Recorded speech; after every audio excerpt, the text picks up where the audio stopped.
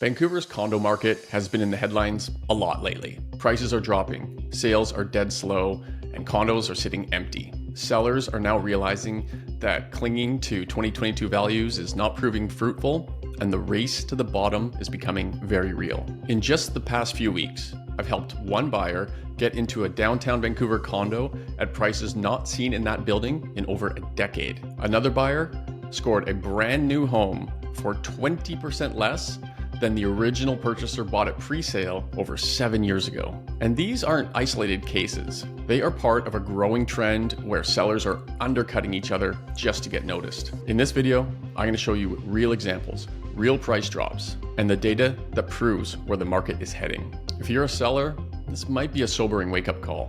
If you're a buyer, it'll demonstrate the type of deals that other buyers are viewing as worth jumping in on. And if you're simply curious as to what's really happening in the condo market, the numbers show a very telling story. What's happening in Vancouver's condo market is too important to ignore. And by the end of this video, you'll have a very clear picture as to how low things might go.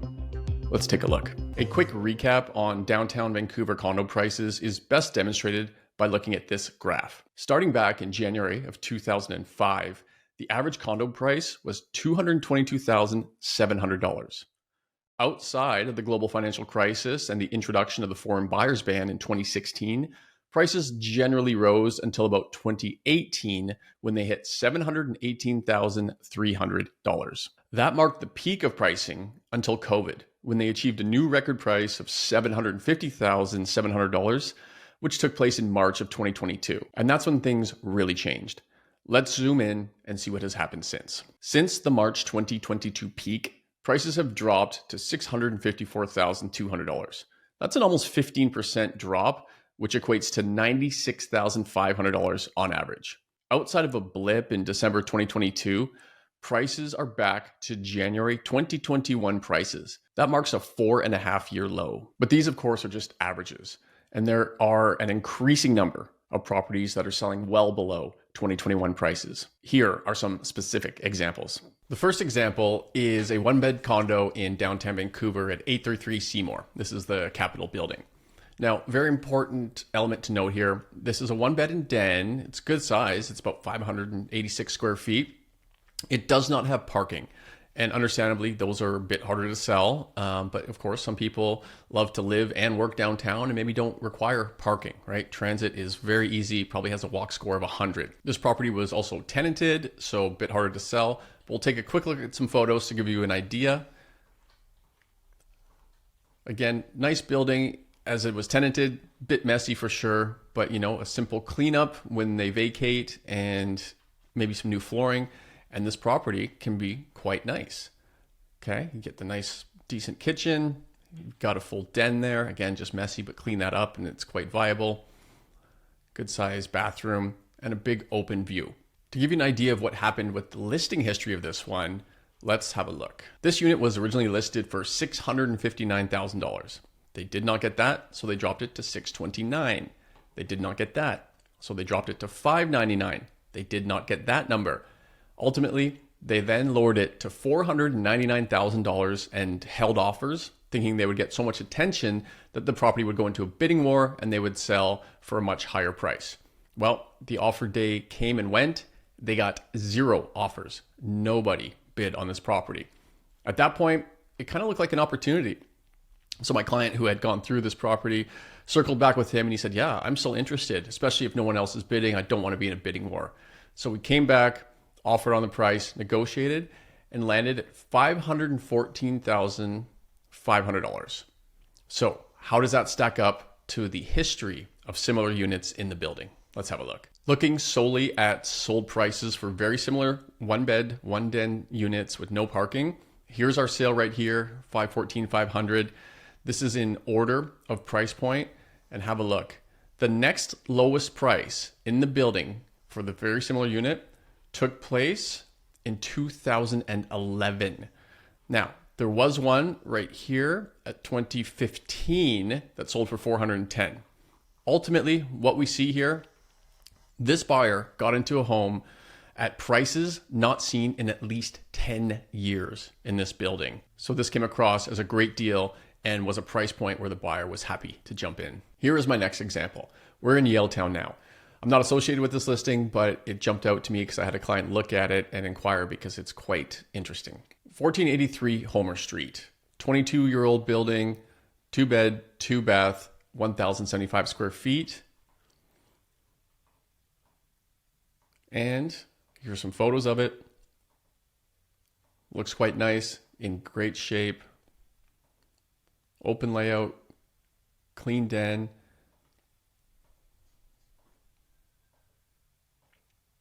Not the best view, and that's important because, of course, better views, better prices, or higher prices rather, but you get the idea of the quality and the livability of this unit. So what I want to point out is the price per foot. There are two other listings in the building upwards of over $1,500 a foot. Yes, they have water views, and so the price will somewhat relate to that, but let's look at the history of what's happened with this listing. This unit was listed back in February for just under $1.6 million. They dropped it to 1.5, didn't get that. Dropped it to 1.388, didn't get that. And they now did a pretty dramatic price drop to $1,198,000. The listing is new. It's only 5 days on market, but in speaking with the agent, no offers on this one. So let's see when the last time this building saw a sale at a price point per foot similar to what this one is listed at. Zooming in now, we can see this listing posted right here, listed at $1,114 per square foot. I've organized the data by price per square foot so that we can view when the last sales were.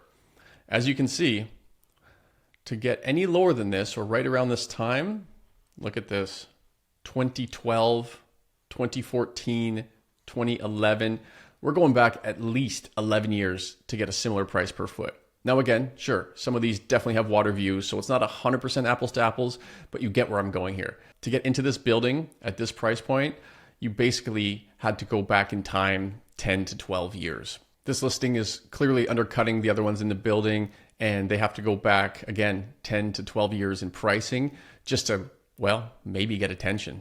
And now on to the last example, and it's extreme. Next up is Pier West. 2 giant towers built right on the waterfront within New Westminster. These went on sale late 2017, maybe early 2018. I was at the presentation center for this, and it was elbows to elbows. People were almost fighting to get in. There was massive demand. And you got to think, for that era, there were a lot of fervor within the condo marketplace. And of course, a lot of investors bought into these, which is definitely demonstrated by the current amount of listings within the building. Right now, you can see that there are 28 active listings for Pier West in both towers. And while it sounds slightly elevated or higher, do keep in mind there are a total of 665 units combined between the two buildings. So 28 isn't necessarily that high, but understandably, a lot of investors that bought in, 7 years ago, they're now looking to get their capital out and are listing their properties for sale. This is the unit that I helped a client buy into. And when you have a look at the photos, you can likely understand the attraction. Large, over 1,200 square foot, 2-bed, 2-bath, brand new, never lived in. And this is true waterfront. Like, you have uninterrupted, full water views, and there is guaranteed to be nothing obviously built in front of it. Big, spacious, nice finishings, great unit, and it definitely has its appeal. So this unit is actually still showing as active, but we definitely have closed on this one. Final purchase price, $1,025,000. So how does that stack up against other sales in the building? Well, let's have a look. Here's the list of all the active and sold 2-bed, 2-bath units in both towers of comparable size. And this does include the units that are on the other side of the building that only have essentially city view. You can see here, as we are organized by price point, that even at the list price, this was the lowest priced property in all the buildings of all time. The fact that we got it for even less, $1,025,000, shows that this was the lowest sale price to ever happen in these towers since they listed. The most direct comparable is this one here, Unit 1508. Identical floor plan, just 2 floors up. And as you can see, it sold for $1,220,000 just back in December of 2024. That means in about 9 months, prices for this unit dropped about 200%. $100,000. While we were looking for units in this building, we did find out that the developer has some unsold units that they held back and are now selling. And there was one that was comparable that I want to share with you. So they did have one of the exact same plans within this tower, unit 2608. So 13 floors higher, subjectively a better view, but look at the price point. 1.3 they are asking. And of course, this is GST applicable. How do you value every floor within a tower that essentially improves the view? Well, for a building like this, I would place it somewhere around $5,000 to maybe even $7,500 per floor. So if we extrapolate that out by 13 floors, we're looking somewhere around $97,500 total. So let's call it 100 grand. So even if this unit that they had listed was 13 floors lower, they might be priced somewhere around 1.2. And as I pointed out, we got this property under contract sold for $1,025,000, still almost another 20% lower than what the developer is offering. Understandably, this buyer found this to be a fantastic price for the building and has since purchased the home. When we're talking about the race to the bottom, have a look at this. Within that same tower, there are 3-bedroom units that are now listed under $1 million. Look at this one here, 19th floor, $907,000 it sold for. 2 right here, 1503, 703, both listed under $1 million.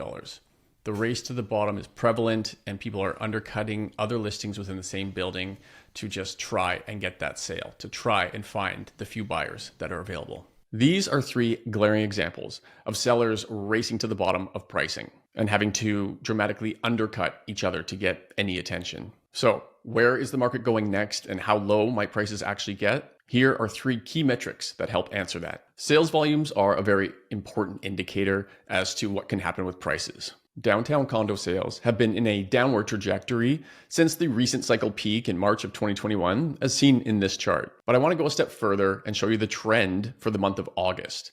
It shows a more stark reality of interest levels in buying these types of homes, especially when we look at the trend line over the past 20 years. Inventory is the next key indicator, and inventory levels have been rising steadily, leading to more competition in the marketplace. While clearly off the 2008 to 2015 highs, inventory has been increasing since 2018. Understandably, this leads to an increase in how long it takes to sell a home.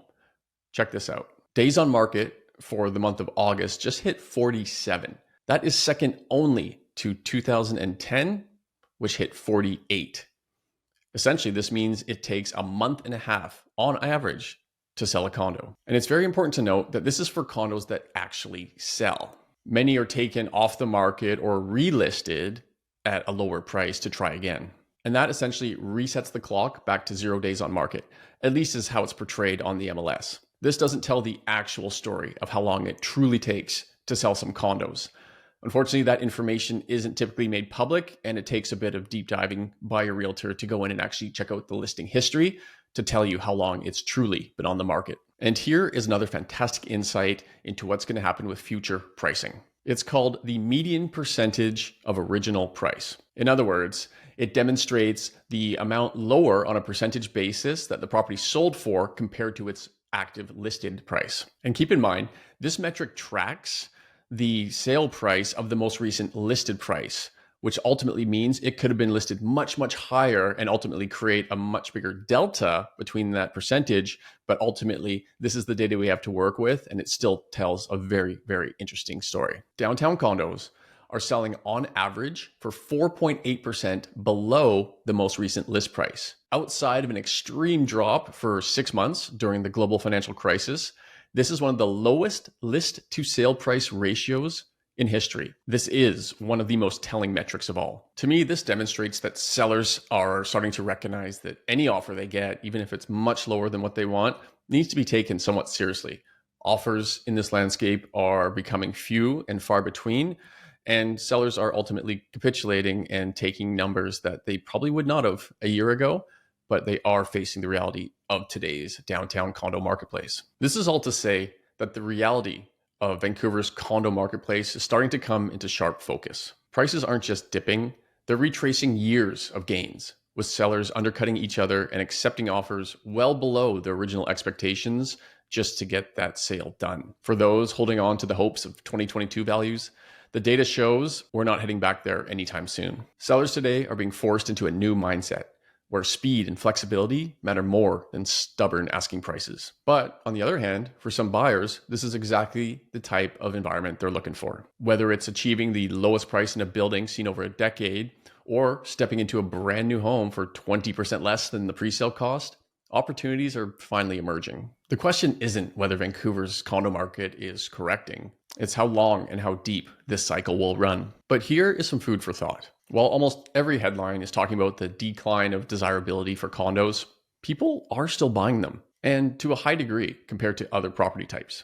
Listen to this. So far in 2025, there have been 4,434 detached home sales in Greater Vancouver. Townhomes and half duplexes combined for a total of 3,347 sales, but condos, 8,358. That is 7% more than detached, townhome, and half duplexes combined. Understandably, price point will be one of the main reasons for this, though consider this as well. Cities thrive because they create opportunity. People move to cities to make money, to meet people, to build relationships and connect with others.